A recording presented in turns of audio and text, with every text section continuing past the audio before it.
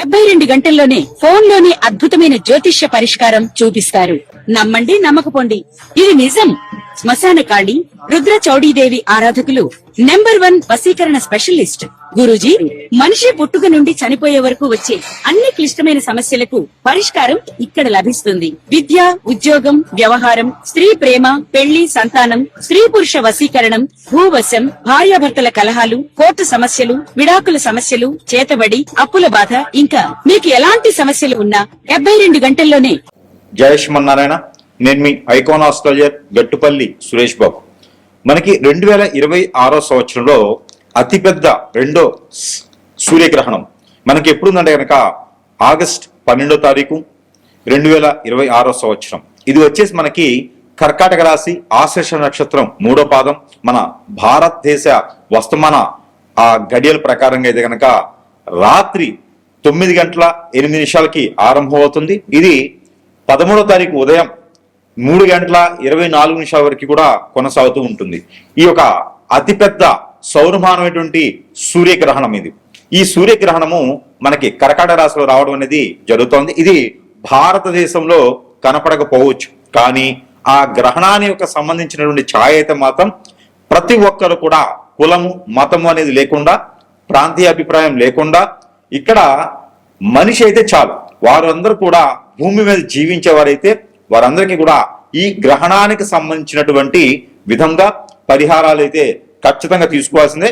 శూలం అయితే మాత్రము అందరి మీద ఉంటుంది. దాంట్లో ముఖ్యంగా ప్రెగ్నెన్సీగా ఉన్నటువంటి స్త్రీలు, గర్భం దాల్చినటువంటి స్త్రీలు ఎవరైనా ఉంటే గనక వారు జాగ్రత్తగా ఉండాలి. ప్రికాషన్స్ అయితే మాత్రం ఖచ్చితంగా తీసుకోవాలి. దీనికి సంబంధించి సాయంత్రం సమయం 7:30 లోపు ఏదైనా భుజించేసి రాత్రంతా కూడా తినకపోవటం మంచిది. వాటర్ కానీ, కాఫీ కానీ, జ్యూసెస్ కానీ, ఫ్రూట్స్ కానీ, వెజిటబుల్స్ కానీ ఇవన్నీ కూడా మీరు తినవచ్చు. ఘన పదార్థం బంగాళదుంప కానీ, ఆలు కానీ, లేకపోతే కనుక కంద, చేమ ఇలాంటివి తినకపోవటం చాలా ఉత్తమం ప్రెగ్నెన్సీ స్త్రీలైతే. అలానే ఆరోగ్యం సహకరించినటువంటి వారు కూడా ఇలాంటి దుంపకు సంబంధించినటువంటి కూరలు తినకపోవడం అనేది చాలా మంచిది. అలానే ఈ 13వ తారీఖు అయితే కనుక ఉదయాన్నే లేవగానే మనం అందరం కూడా కాలగుచ్చాలు తెచ్చుకొని స్నానం చేసుకొని ఇంటిని శుద్ధి చేసుకొని దేవుని మందిరం కూడా మొత్తం శుద్ధి చేసుకుని దీపారాధన చేసేసి ఆ స్వామి వారికి ఇష్టమైనటువంటి నైవేద్యాన్ని సమర్పించుకుంటే గనక ఆ గ్రహణ శూలం అనేది అంతటితో వెళ్ళిపోతుంది. ఇంకా పిండి పదార్థాలు కానీ, వండినటువంటి వస్తువులు కానీ ఏమైనా ఉండే అంటే కనుక వాటర్లో అయినా సరే గరిక, మనకి దర్భాన్ ఉంటుంది, అది తీసుకొచ్చుకొని 6 గంటల సమయంలోనే అది వేసేసుకోవాలి. ఎందుకంటే గర్భని 4:50 5:20 కన్నా కూడా దానికి మించిన సమయంలో మనము గర్భాన్ని నేలలో నుంచి తీయకూడదు. కాబట్టి ముందుగానే తీసుకొని దాన్ని కడిగి శుద్ధం చేసుకొని ఇంట్లో ఉన్నటువంటి తినేటువంటి వస్తువులు అన్నింటిలో కూడా జాడి పచ్చళ్ళలో కానీ, ఫ్రిడ్జ్లో కానీ అన్నింటిలో కూడా ఒక్కొక్క 2 దర్భలు వేసుకుంటే చాలా మంచిది. ఇక 13వ తారీఖు వచ్చేసి అందరూ యథావిధిగా అయితే కనుక ఎక్కడైనా అవకాశం ఉంటే దేవుని దర్శనం చేసుకోండి. అవకాశం ఉంటే శివాలయంలో పంచామృత అభిషేకం చేయండి. ఎక్కడైనా మీకు ఇంటి పరిసర ప్రాంతాల్లో ఉన్నటువంటి ఆలయానికి సందర్శించేసి అక్కడ నారికేలను సమర్పించుకుంటే ఈ గ్రహణానికి సంబంధించినటువంటి విధి విధానాలు అన్ని కూడా సమఫలాలు ఉంటాయి. ఇక ఈ 12 రాశులు వారు ఎవరైతే ఉన్నారో నామ నక్షత్ర పరంగా, అలానే నక్షత్ర ప్రకారంగా ఎవరైతే ఉన్నారో వారందరికీ కూడా ఏ రాశి వారికి ఈ గ్రహణ శూలం ఎన్ని మాసాలు ఉంటుందంటే గనక ఇది మనకి ఆగస్టు 12వ తారీఖు ఆరంభమవుతుంది. కాబట్టి ఇది ఆగస్టు 12 నుంచి డిసెంబర్ 11వ తారీఖు వరకు కూడా ఇది కొనసాగుతూ ఉంటుంది.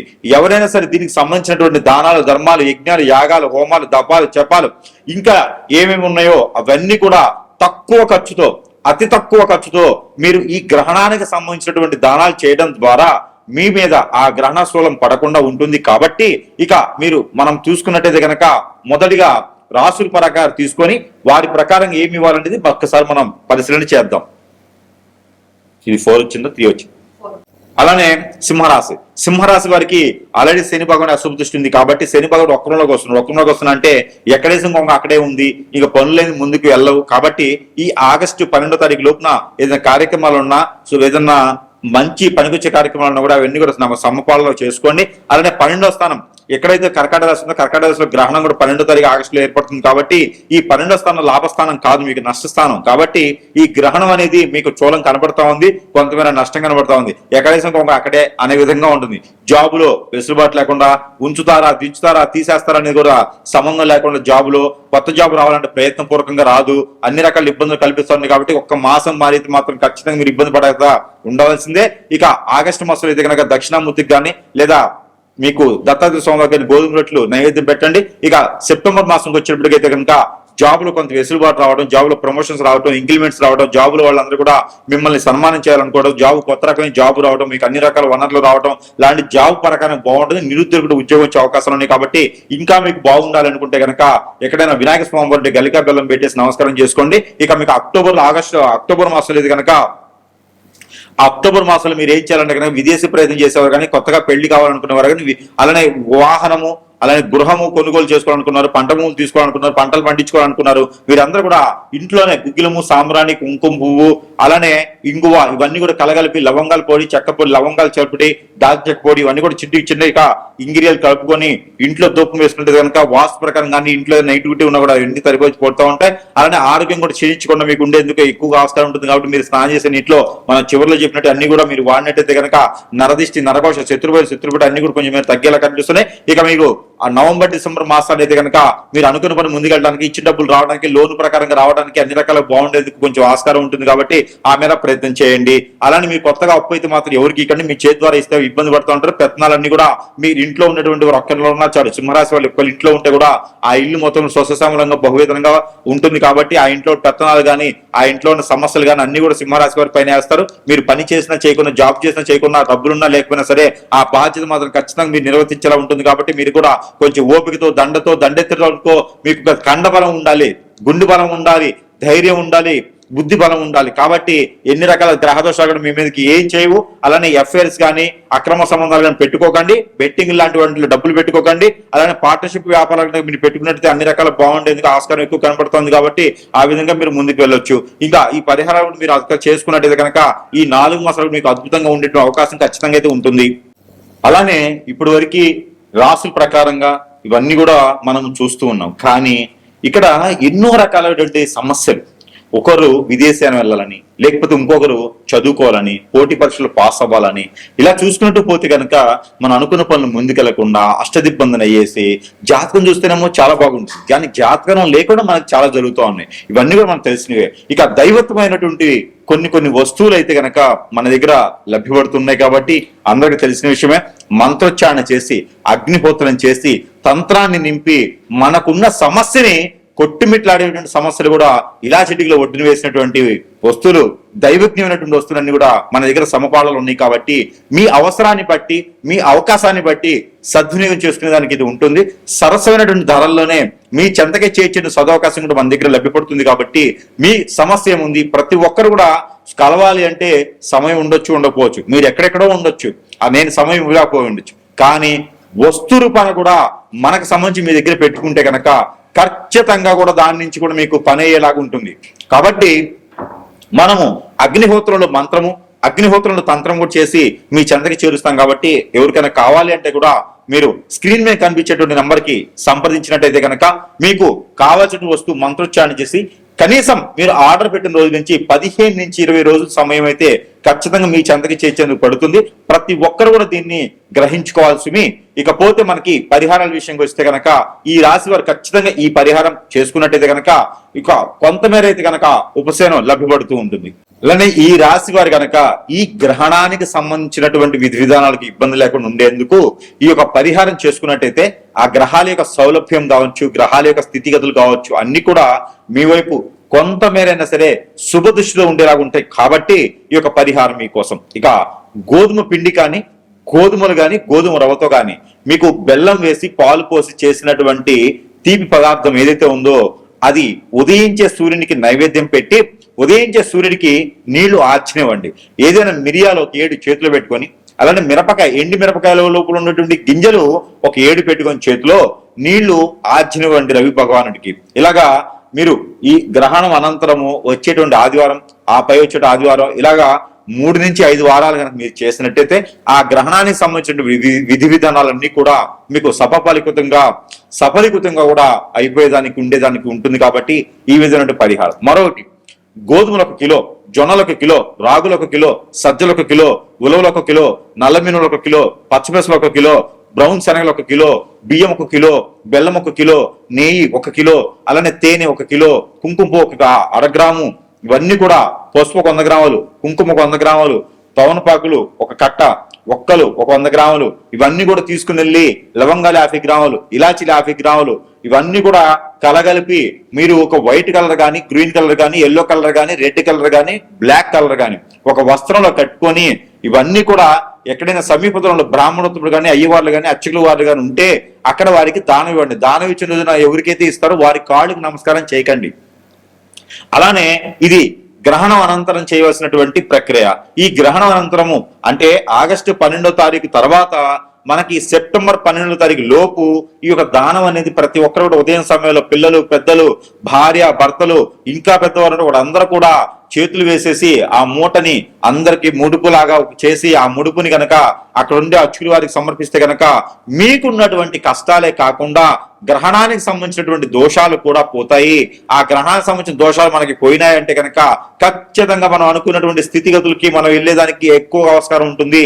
ఎవరైనా సరే గవర్నమెంట్ జాబ్ కానీ, సెంట్రల్ గవర్నమెంట్ కానీ, ఏదైనా సరే వైట్ కలర్ జాబ్ చేయాలని కానీ, నిరుద్యోగులు జాబ్ కోసం ఎదురు చూసేవారు కానీ మీరందరూ కూడా ఏం చేయాలంటే కనుక ఆవు పాలు, ఆవు నెయ్యి, ఆవు పెరుగు, ఆవు పాలు, అలానే మీకు ఇంకా సంబంధించినటువంటిది ఏంటంటే ఆవు పిడకలు, ఇవన్నీ కూడా ఆవు సాంబ్రాన్ గడ్డీలు, ఇవన్నీ కూడా తీసుకెళ్లి పన్నీరు, ఇవన్నీ కూడా తీసుకుని వెళ్ళి తల చుట్టూతా దిష్టి తీసేసి ఆ మిశ్రమాన్ని ఎక్కడైనా పాడి నీటిలో కానీ, పొదలు కానీ, చెట్లలో కానీ వేసివేయాలి. ఇలాగ మీరు చేసినట్టయితే కనుక ఎన్నో రకాలైనటువంటి దోషాలు పరిహారం అవుతాయి. మీకు నవగ్రహ దోషాలు కూడా అధిగమించేసి మీకు శని వక్రంలో ఉన్నాడు, ఈ శని వక్ర దోషం కూడా మీకు తొలగిపోతుంది. ఈ శని వక్రంలో జూలై 27వ తారీఖు నుంచి వక్ర దృష్టితో ఉండేసి డిసెంబర్ 11వ తారీఖు వరకు కూడా వక్ర దృష్టిలో ఉంటున్నాడు. కాబట్టి ఈ శని భగవాన్ అశుద్ధ దృష్టి కూడా తొలగేందుకు నల్ల మినుములు, నల్ల నువ్వులు ఇవన్నీ కూడా మీరు కలగలుపుకొని దిష్టి తీసుకొని ఎక్కడైనా పడివేసినట్టయితే కనుక మీకు ఉన్నటువంటి గ్రహరీత్యా దోషాలన్నీ కూడా ఇలా చిటికలో పటాపంచలేదానికి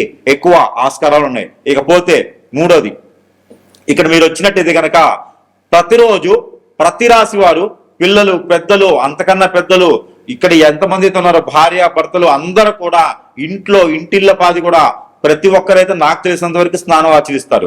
ఈ స్నానం ఆచరించేటప్పుడు మీరు ఏం చేస్తారంటే ఒక్కొక్క రోజు ఒక్కొక్క వస్తువు ఆ స్నానం చేసి నీటిలో వేసుకుని స్నానం చేయండి.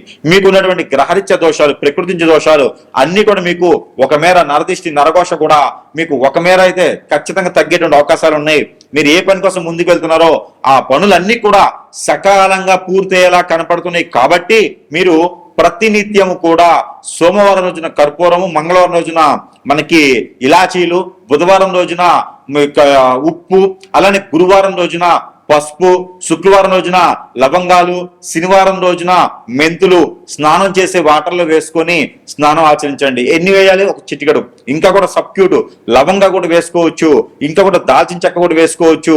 కాబట్టి ఇంకా ఇలాంటి ఏమైనా ఉంటే కూడా అవన్నీ కూడా స్నానం చేసే నీటిలో వేసుకుని స్నానం చేయడం వల్ల మీకు ఎన్నో రకాల రుమ్మతల గురించి బయటపడేదానికి ఎక్కువ ఆస్కారం ఉంది. ఈ గ్రహణానికి సంబంధించినటువంటి విధి విధానాల్లో అన్ని కూడా సకాలంగా పూర్తవుతూ ఉంటాయి. ఇంకొకటి మస్టర్డ్ ఆయిల్ ఒకటి, అలానే ఆముదం ఒకటి, బాదం ఆయిల్, ఆల్మండ్ ఆయిల్ అంటారు, ఇవి ఒకటి తీసుకొచ్చుకొని అన్ని కూడా 3 సమానత్వంగా కలగలుపుకొని దాంట్లో కోకోనట్ ఆయిల్ కూడా కలగలపండి. ఈ 4 ఆయిల్ మిశ్రమాన్ని ఉదయించేటువంటి సూర్యకిరణాలకు చూపించేసి ఆ ఆయిల్ ని కూడా మీరు ప్రతి ఒక్కరు కూడా ఇంట్లో స్నానం చేసిన మిమ్మట 1 టీ స్పూన్ సుమారు చేతిలో వేసుకొని తల మీద, షోల్డర్స్, నాభి, అరిచేతులు, అరికాళ్ళు, అలానే L4, L5 బ్యాక్ ఇక్కడ దగ్గర మీరు ఒక్కొక్క డ్రాప్ చొప్పున అప్లై చేసుకుంటే కనుక మీకు నరదిష్టి, నరఘోష, శత్రువైన, శత్రుపేడ, ఆర్థిక సమస్యలు, ఆరోగ్య సమస్యలు, దీనితో పాటు ఉపశమనం, మీ పైన ఏది కూడా నరదిష్టి రాకుండా ఉండేందుకు అనుకున్న పనులు ముందుకు వెళ్లేదానికైతే కొంతమేర అయితే సహారించబడుతుంది. కాబట్టి ఇవన్నీ కూడా చేసుకుంటూ ఉంటే కొంతమేర అయితే కనుక మనకి ఎన్నో రకాల గ్రహరీత్య దోషాలు కావచ్చు, ప్రకృతి దోషాలు కావచ్చు, గ్రహణానికి సంబంధించింది కావచ్చు, వక్రంలో ఉన్నటువంటి శనీశ్వరుడు కావచ్చు, ఇవన్నీ కూడా మీకు సకాలంగా అయ్యేటువంటి దానికైతే ఆస్కారం ఎక్కువగా ఉంటుంది. ఇవన్నీ కూడా మీరు పాటించుకొని మీరు సుసంపన్నంగా, సుస్వాదనంగా, బహువిధంగా కూడా ఉండేలాగా మనస్ఫూర్తిగా అయితే కోరుకుంటా ఉన్నాను. జై శ్రీమన్నారాయణ.